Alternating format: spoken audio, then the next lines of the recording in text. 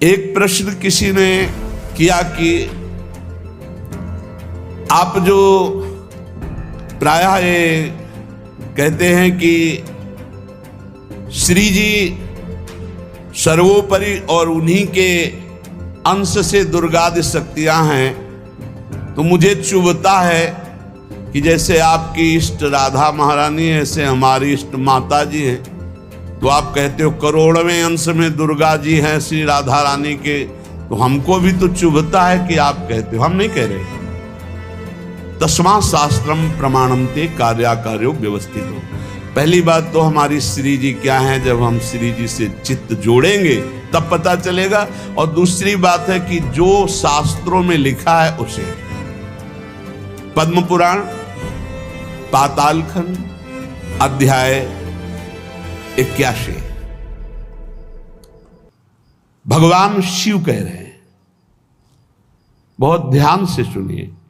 अंतरंगैस्तथा नित्य विभूतैस्तैश्चिदादिभिः गोपनादुच्यते गोपी राधिका कृष्ण वल्लभा देवी कृष्णमयी प्रोक्ता राधिका परदेवता सर्वलक्ष्मी स्वरूपा सा कृष्णाह्लाद स्वरूपिणी तथा सा प्रोच्यते विप्र लादिनीति मनीषी भी।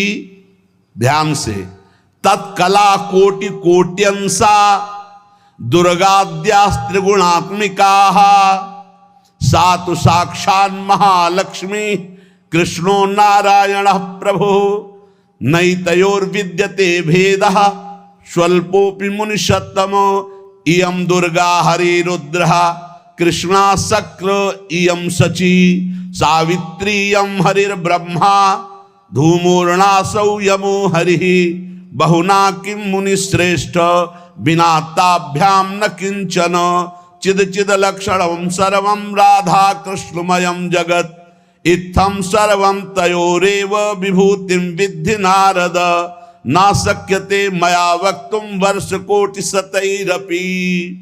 भगवान शंकर कैलाश में विराजमान हैं, देवर्षि नारद जी सनकादि बड़े बड़े महापुरुषों की सभा लगी हुई, उस सभा में कह रहे हैं, नारद जी को संबोधन करके भगवान शिव कह रहे हैं, हे नारद जी, ये जो श्री कृष्ण प्रिया राधा है, ये महाचैतन्य शक्ति स्वरूपा जितनी भी देवियां हैं, ये सब इनके अंश से प्रकट हुई है। ये अंतरंग विभूति हैं, इसीलिए इनको कोई जानता नहीं, अत्यंत गोपन तत्व है, इसीलिए इनका एक नाम गोपी है। श्री कृष्ण सदैव इनकी आराधना करते, इसलिए नाम इनका राधा है, और ये सदैव श्री कृष्ण की आराधना में रहती, इसलिए इनका एक नाम राधिका है। ये और श्री कृष्ण दो नहीं है, श्री कृष्ण में राधा है, राधा में श्री कृष्ण है। ये राधा परा देवता है। जितनी भी लक्ष्मी आदि शक्तियां सब इन्हीं के अंश से हैं। आपको भगवान का आह्लाद कहा गया है, आह्लाद, और जब मूर्तिमान ये हुई तो राधा कह गई, किशोरी जी कह गई।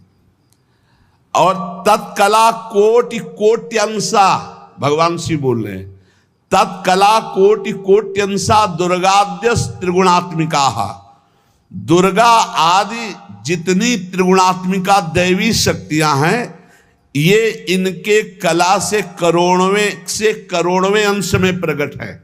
ये ही प्रकट है, पर करोड़वें अंश में प्रकट है।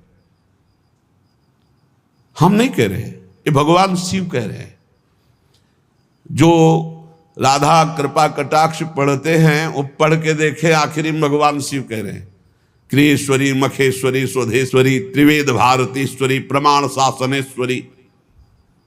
हमारे यहाँ सुधा निधि में महाप्रभु हरिवंश चंद्र जी कह रहे हैं, प्रेमणा सन्मधुरोज्ज्वलस्य हृदयं संगार लीला कला वैचित्री परमावधिर भगवता पूज्य विकापी सता ईशानी च सची महासुख तनु शक्ति स्वतंत्रा परा श्री वृंदावन नाथ पट्ट महिषी राधयु सेव्यामम बोले तत्कला कोटि कोट्यंसा, कला उन्हीं की कला, राधा की ही कला, श्री किशोरी जी के ही अंश से करोड़ों एक करोड़वें अंश में सब शक्तियों का प्रादुर्भाव हुआ। श्री राधा अपने अंश से महालक्ष्मी रूप धारण करती हैं, तो भगवान श्री कृष्ण नारायण रूप धारण करते हैं। मुनिश्रेष्ठ थोड़ा भी भेद नहीं है। ये श्री राधा दुर्गा रूप धारण करती है, तो श्री कृष्ण शिव रूप धारण करते हैं, रुद्र। जब श्री कृष्ण के अंश से इंद्र, तो श्री राधा किशोरी के अंश से सची इंद्राणी। जब श्री कृष्ण के अंश से ब्रह्मा, तो राधा किशोरी के अंश से सावित्री देवी। जब श्री कृष्ण के अंश से यमराज, तो उनकी पत्नी धूमोरणा के रूप में श्री राधा किशोरी। अधिक क्या कहूं, इन दोनों के सिवा किसी की सत्ता ही नहीं। यही सब चिद चिद लक्षणम सर्वम राधा कृष्णमयम जगत, चेतन अचेतन सारा संसार श्री राधा कृष्ण का स्वरूप है। नारद जी, मैं इन विभूतियों का क्या वर्णन करूं? अगर 100 करोड़ वर्ष तक राधा की महिमा वर्णन करूं तो भी नहीं कर सकता। भगवान शिव, कुछ ऐसे भावुक जन हैं कि वो कहते हैं कि आप भगवान शंकर को श्री कृष्ण से छोटा कहते हैं, वो हमारे आराध्य देव, हमको चुभता है। देखो, जब तत्व की चर्चा होगी तो एक है, और जब लीला की चर्चा होगी तो वही एक विविध लीलाएं करता है, वही एक विविध लीलाएं करता है। रास में भगवान शंकर आए, अगर थोड़ा भी शास्त्र को पढ़े हो तो पढ़ के देख लेना। गोपी रूप धारण किया, रास में प्रवेश पाया, श्री कृष्ण चरण वंदना, किशोरी जी की चरण वंदना, और फिर गोपी रूप धारण करके रास में प्रवेश। अच्छा, कोई भी ये कैसे नकार सकता है कि भगवान शंकर की जटाओं में गंगा जी हैं, और वो गंगा जी क्या है, क्या आप नहीं जानते हो? गंगा तरंग रमणीय जो जटा कलापम गौरी विभूषित वाम भागम, भगवान शिव के लिए आता है। तो जो जटा कटा संभ्रमम भ्रमण नीलम पर निर्झरी जो विराजमान है गंगा जी, वो कौन है? गांगम वारि मनोहारि मुरारी चरण अच्युतम त्रिपुरारि शिरश्चारी पापापहारी पुना तुमा। देखो भाई, तत्व एक है, पर लीला में जब प्रारंभ होगा तो लीला में छुटाई बड़ाई हंसी मजाक, वो उनकी आराधना, वो उनकी आराधना। तत्व एक है। अभी आप यहां सुन रहे हो कि जब श्री कृष्ण शिव रूप धारण करते हैं तो राधा किशोरी दुर्गा रूप धारण करती, यही है, कोई और थोड़ी है। पर जब लीला की बात आती तो वही भगवान शंकर गोपी रूप, आज भी भगवान गोपेश्वर का श्रृंगार होता है गोपी रूप में। शाम टाइम जल नहीं चढ़ता, नथुनी बाला और सब चुनरी धारण करके भगवान शिव गोपीश्वर के रूप में विराजते हैं। भगवान शंकर गंगा जी को नेत्रों से भी रोक सकते थे, लेकिन जटाओं में धारण किया कि श्री कृष्ण का चरणामृत है, वामन भगवान का चरणामृत है, वामन के रूप में श्री कृष्ण ही है। प्राणाधिक प्रियतमा सर्वाभ्याः सुंदरी परा, सर्वयुक्ता च सौभाग्य भाग्नि गौरवान्विता।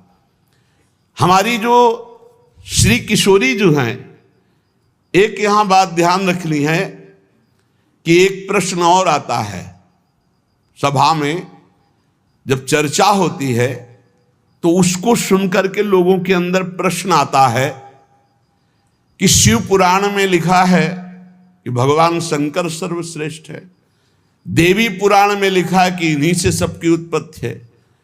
आप गणेश महिमा को देखो तो यम ब्रह्म त्वम ब्रह्म, सब कुछ जिस पुराण को देखो उसी से सृष्टि हुई है। इसका मतलब क्या है? गलत है क्या? जब तुम शिव पुराण पढ़ोगे तो शिव तत्व से ही सबकी उत्पत्ति है, सब कुछ शिव तत्व है, पढ़े हैं। जैसे यहां कहा भगवान शंकर ने चिद चिद लक्षणम सर्वम राधा कृष्णमयम जगत, ऐसे कहा गया है हे भगवती हे भगवान, आपसे ही सृष्टि प्रकट है, शिव पुराण में, क्योंकि जितनी माताएं हो सब भगवती हैं और जितने पुरुष हैं वो सब हे भगवान शिव आपका ही स्वरूप है। चराचर जगत शिव और पार्वतीमय है। भगवान का ऐसा लिंग प्रकट हुआ शिव जी का कि 100 कल्प तक ब्रह्मा जी उतरते चढ़ते रहे, पार न पाया। फिर भगवान विष्णु उसमें पढ़ना शिव पुराण में, हम तो पढ़ करके बात कर रहे, आर पार नहीं पाया। भगवान शिव से ही नारायण का प्रादुर्भाव होता है, भगवान का प्रादुर्भाव होता है, भगवान शिव से ही ब्रह्मा का प्रादुर्भाव होता है। जब देवी भागवत पढ़ो तो सब कुछ देवी जी से प्रकट हुआ। तो क्या झूठा है क्या? पुराण कोई झूठे हैं क्या? तो अगर उनसे प्रकट हुआ तो इनसे कैसे? भागवत पढ़ करके देखो तो श्री हरि से, नाभि कमल से ब्रह्मा, ब्रह्मा की भ्रकुट से शंकर, रुद्र का अवतार। उधर पढ़ करके देखो तो उन भगवान शिव से ब्रह्मा और श्री हरि प्रकट होते हैं।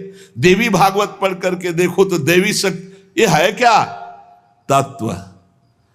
तत्व एक है, वही परमात्मा है। वही जब शिव पुराण पढ़ोगे तो सब कुछ शिव की, जब भागवत पुराण पढ़ोगे तो सब कुछ श्री हरि का, और जब देवी भागवत पढ़ोगे तो सब कुछ वही देवी प्रपन्नार्थ हरे प्रसीद प्रसीद मातर जगतो खिलस्य प्रसीद विश्वेश्वरी पाहे विश्वम त्वमीश्वरी देवी चराचरस्य।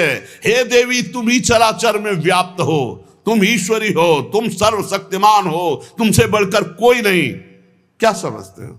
जो जहां है वही परम तत्व है और वो वही सब कुछ है। इधर से हम देखेंगे तो कृष्णाकार, उधर से देखोगे तो शिवाकार, उधर से देखोगे तो दुर्गा में, उधर से देखोगे काली में। जो बोलो वही परम तत्व है। पर जब हम लीला का गायन करते हैं तो लीला में विभाग हो जाता है। वही एक परमात्मा, वेद कहता है एकोहम बहुश्यामा, मैं एक बहुत रूपों में हो जाऊं। अब वही परमात्मा शासक बन गया, वही शासित हो गया, वही धर्मात्मा बन गया।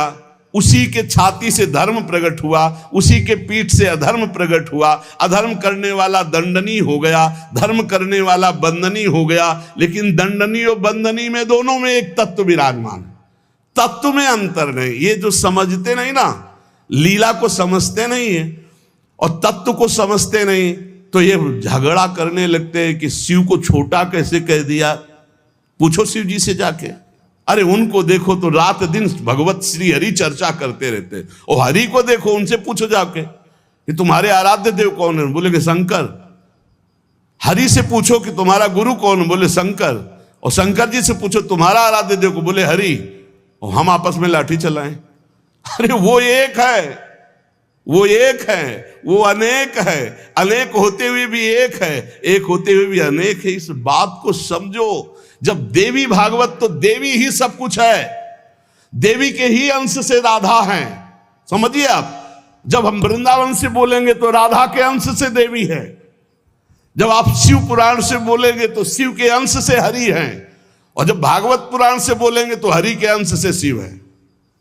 आप इस बात को समझिए। जब लीला का बात, लीला प्रसंग आएगी तो उसमें भेद हो जाते हैं। जैसे ब्रह्म ऋषियों ने विचार किया कि इन 3 महान भगवत स्वरूपों में कौन सबसे बड़ा है।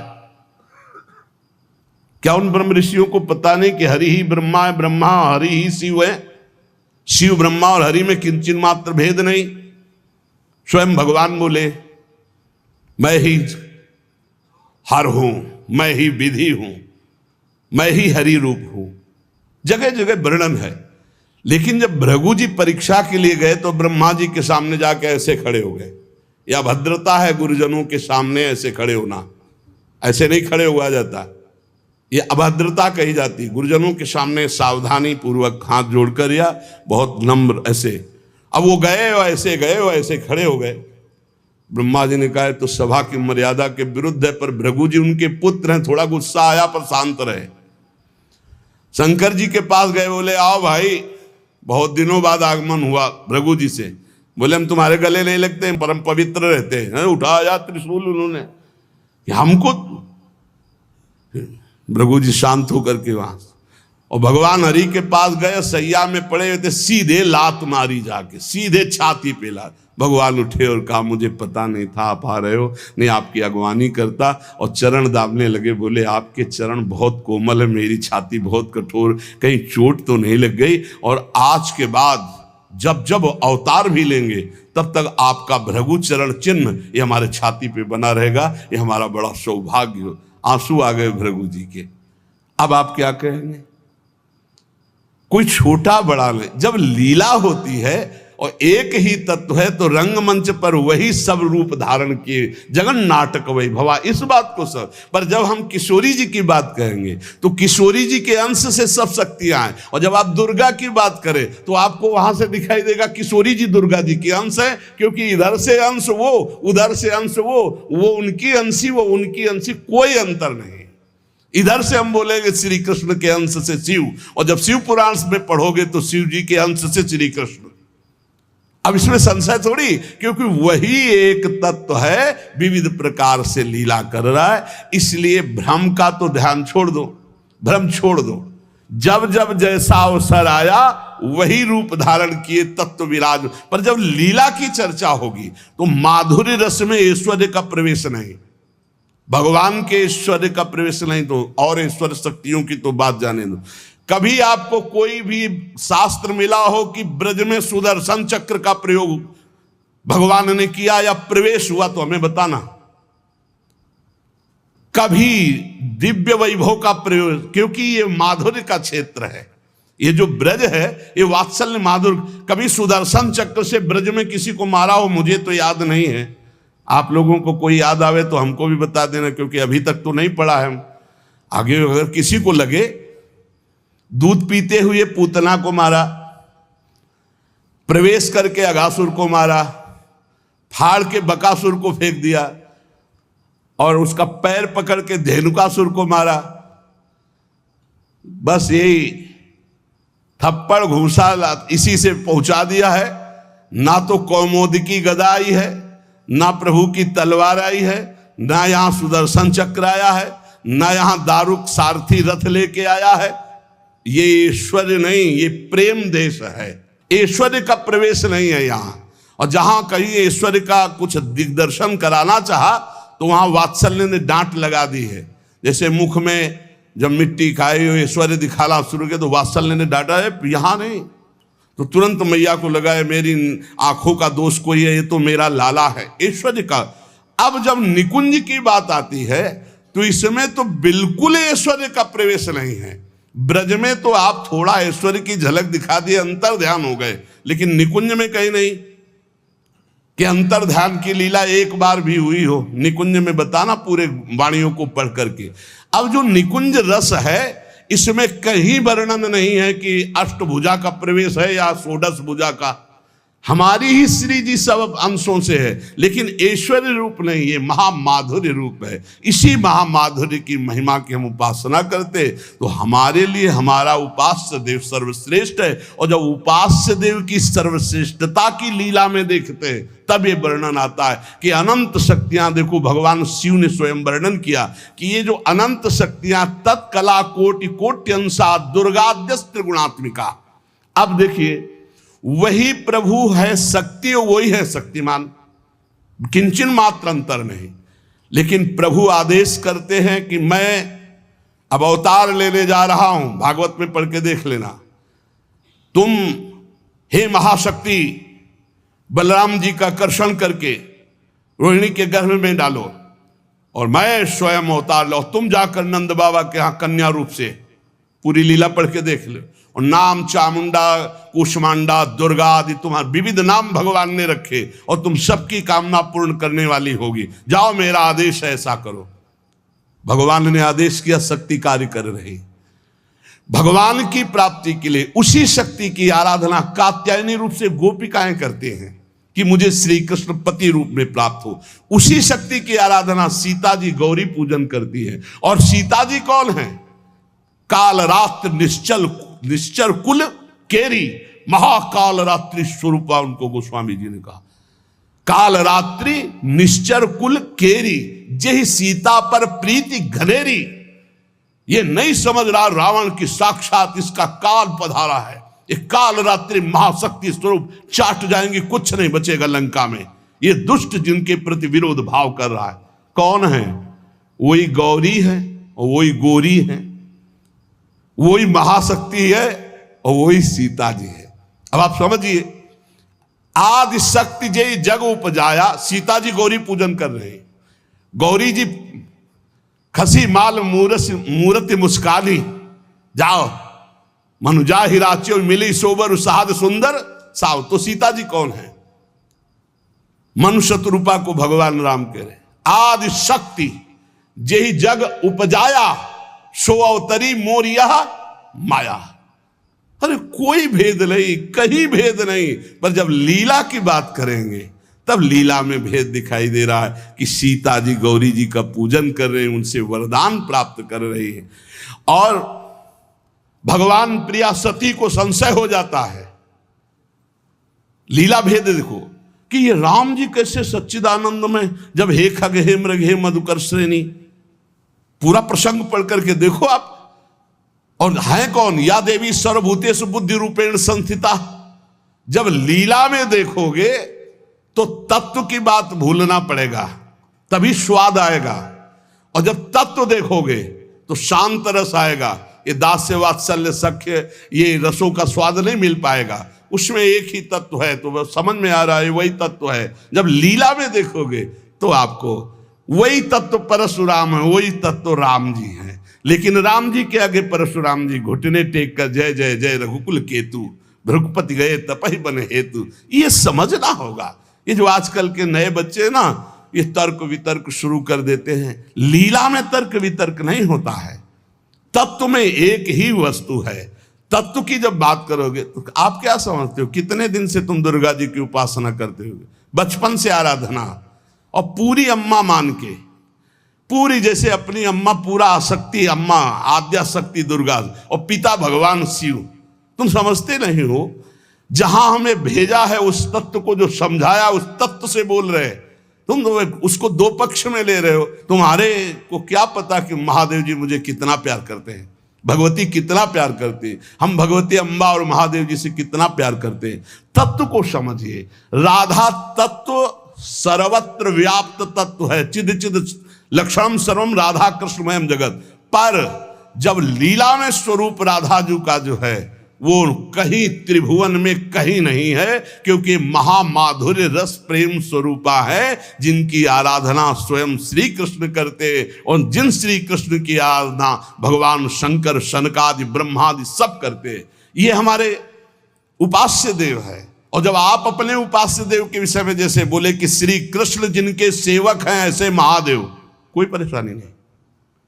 श्री कृष्ण जिनके सेवक हैं ऐसे महादेव, क्योंकि हमें पता है कि तुम जो बोल रहे हो वो सत्य बोल रहे हो, क्योंकि वैसे ही उस तत्व को देखा जाता है। ये तत्व है ही ऐसा कि हम जिस भावना से जैसे देखें वैसे दिखाई देगा। जब हम गणेश स्तोत्र पढ़ते हैं तो सब कुछ गणेश जी बने हुए हैं। जब राम स्तोत्र तो सब कुछ राम, जब कृष्ण सब कुछ कृष्ण, जब नरसिंह तो सब कुछ नरसिंह, जब वाराह तो सब कुछ वाराह, वही बने हुए, दूसरा कोई नहीं। इसमें हमें कोई संशय नहीं है। तुम्हें कितना ज्ञान है? उनके पति हैं शिव ज्ञान समुद्र, वो कह रहे हैं। हम तुम्हें पूरा परिचय के साथ बता रहे। पद्म पुराण पाताल खंड अध्याय 81, उसमें कह रहे तत्कला कोटि कोट्यंसा दुर्गाद्यास त्रिगुणात्मिका। कभी रास का स्वाद लिया है? रास का स्वाद लेना है तो ब्रज रस में। इसी यही तो वृंदावन की लीला, मत समझो गुरु को चीला। यहाँ ऋषि मुनि गए हार, जपे जा राधे राधे। ऋषि मुनि गए हार, जपे जा राधे राधे। प्रियालाल हैं प्रियालाल। अगर हम जो बोलते हैं उसकी बात को समझ लेना। कह दो कहाँ प्रमाण है तो हमारी छाती प्रमाण है। खिलवाड़ मत समझना। अगर तुमने राधा किशोरी की अवहेलना करके कहा कि अम्बा, जब जड़ भरत जी के ऊपर गड़ासा चलाने की बात अम्बा के ही सेवकों ने किया तो भद्रकाली सहन नहीं कर पाई और मूर्ति फोड़ कर प्रकट हो गई, काट के फेंक दिया अपने ही उपासकों को। वो उसमें रहे ना, राधा किशोरी है। तत्व से बोलोगे तो मुझे कभी कोई संशय नहीं, सब एक हैं।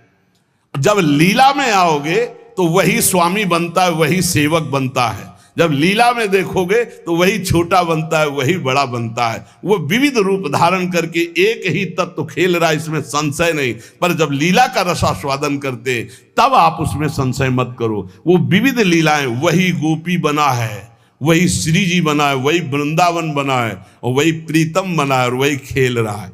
वही नरक बना है, वही अधर्म बना है, वही दंड विधान बना है, वही रोग बना है, वही विविध प्रकार की यातना बना है। समझो ना, कहते हो नरक भी वही बना। तो जब नरक नहीं था तब कौन था? श्री कृष्ण। और जब नहीं रहेगा तब कौन है? श्री कृष्ण। तो बीच में जो भास रहा है नरक, वो है कौन? श्री कृष्ण। अब ये जान जाओ तो नरक नरक ही नहीं है, परम पद के अधिकारी हो गए। जब यही नहीं जान रहे तो वो दुखप्रद है, अगर जान गए तो वो सुखप्रद है। अगर जानकारी का भी विस्मरण हो गया और सच्चिदानंद में स्थित, तो आप ही वो हो, जानत तुम्हें हो जाए। तुम भी वही हो जो शिव, जो कृष्ण। जब तत्व में आओगे तो तुम भी वही हो, कोई किंचन मात्र अंतर नहीं। वही एक परमात्म तत्व विविध रूप में खेल रहा। चिद चिद लक्षणम सर्वम राधा कृष्णमयम जगत ईशावास्यमिदं सर्वम यत् किंचे जगत्याम जगत। और सच्ची मानो बिना भजन के समझ नहीं सकते रे। हमारी भाषा समझ ले, ये तर्क वितर्क से नहीं समझ सकते। जब तक ब्रह्मचर्य नहीं रहोगे, पवित्र आहार नहीं करोगे, लाखों नाम जप नहीं करोगे, तब तक वैसे समझ जाओगे ये कोई बातों का विषय है। भजन नहीं करोगे, परमात्म तत्व तुम्हारे तर्क वितर्क से समझ में आएगा। इसलिए समझा देते कि समझ लो, तुम्हारा मंगल हो जाए। और अगर ऐसे पक्ष और विपक्ष की भावनाएं रखोगे तो तुम्हें संतों में दोष दर्शन हो जाएगा। पक्की बात समझ लो। इसलिए बहुत सावधान। यहां से जो चर्चा होती है वो भगवत प्रसाद स्वरूप होती, उसका पान करो तर्क छोड़ करके। खूब नाम जप करो, डट के बन जाओगे। खूब संतों की चरण धूलि माथे पे। हाँ, लहु गणित तत्तपसा नयाति न चेज्या न निरूपणाद गृहाद्वा न छंद सा नैव जलांग सूर्यो बिना महात्पाद रजोभिषेकम। रज लगाओ संतों की चरणामृत पियो, संतों के वचनों का श्रद्धा विश्वास पूर्वक बढ़िया मंगल में ज्ञानी हो जाओगे। आपको कोई संशय नहीं रहेगा। पर लीला में बड़ा अंतर है। जब विमान पे चढ़ा हुआ जो वृत्तासुर बने थे, चित्रकेतु उनका नाम था। और जब भगवान शिव को वो ऐसे शब्द जो नहीं बोलने चाहिए वो बोल रहे थे, तो अंबा जी गुस्सा हो गई। तो भगवान शिव ने कहा था कि तुम्हारे क्रोध और श्राप का उसके ऊपर कोई फर्क नहीं पड़ेगा। क्यों? बोले श्री हरि का निज जन है, साप दे दिया जा, दैत्य हो जा, क्या फर्क पड़ा? अंतिम समय जो वृत्तासुर की स्थिति है वो देख लो। जो भगवान शिव ने, कोई फर्क नहीं पड़ने वाला। क्यों? वो भगवान श्री हरि का निज जन है, भगवान का जन, भगवान शिव का है। भगवान शिव को भी गुस्सा नहीं आया, अंबाजी को गुस्सा आ गया। ये ऐसे जगत गुरु भगवान शिव से ऐसे नहीं बात करना चाहिए। विमान से उतरकर साष्टांग दंडवत होना चाहिए। त्रुटि है तो भगवान शिव ने कहा त्रुटि होते हुए भी श्री हरि का है, इसलिए इसके ऊपर कोई फर्क नहीं पड़ेगा। और नहीं बना वृत्तासुर मिला तो ऐसा वृत्तासुर बना, हाहाकार त्रिभुवन में मच गया। होश उड़ गए देवताओं के। तब दधीच की हड्डियों से वज्र का निर्माण हुआ। जब देखा कि हाथ में ऋषि का जो अस्थिपंजर, उसी से वज्र का निर्माण हुआ है, तो कहा देवराज ये मत सोचना मैं वज्र से डर रहा हूं, रुक जाओ। भगवान हरि से बात की। जैसे छोटा सा बछड़ा अपनी माँ की, जैसे घोंसले में बिना पंख उगे हुए बच्चा चिड़िया का अपनी माँ का, जैसे परदेश गए हुए पत्नी अपने पति का चिंतन, हे नाथ ऐसे ही हमारी वृत्ति आप में लगी रहे। और आज चलाओ, ये अमोघ है, चिंता मत करो, ये अमोघ है, मेरे ऊपर चलाओगे विध्वंस हो जाऊंगा, क्योंकि मैं जानता हूं ये क्या स्थिति वृत्तासुर की। अंतिम समय एकदम भगवदाकार वृत्ति जो बड़े बड़े ब्रह्म ऋषियों की होती है, वही महाभागवत वृत्तासुर की। इसलिए हरि सर्वत्र सब रूपों में व्याप्त है, इसमें कोई संशय नहीं। मत्तः परतरम नान्यत् किंचिदस्ति धनंजय। पर पुराणों में जो है, जहां जिस पुराण की चर्चा वही सर्वोपरि है। अगर देवी भागवत तो सर्वोपरि, उसी से सबका प्रादुर्भाव। शिव